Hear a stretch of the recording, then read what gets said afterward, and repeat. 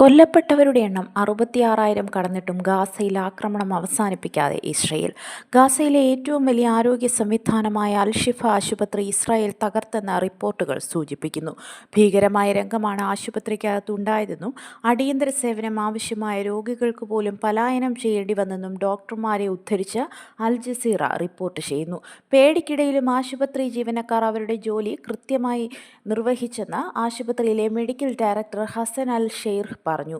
ഏറ്റവും ഗുരുതരമായ സാഹചര്യത്തിലും 100ഓളം രോഗികൾ ആശുപത്രിയിൽ പരിചരണത്തിലാണെന്ന് അദ്ദേഹം കൂട്ടിച്ചേർത്തു. ജീവൻ രക്ഷാ മരുന്നുകളുടെയും മെഡിക്കൽ ഉപകരണങ്ങളുടെയും അഭാവവും ആശുപത്രിയിൽ നേരിടുന്നതായി അദ്ദേഹം പറഞ്ഞു.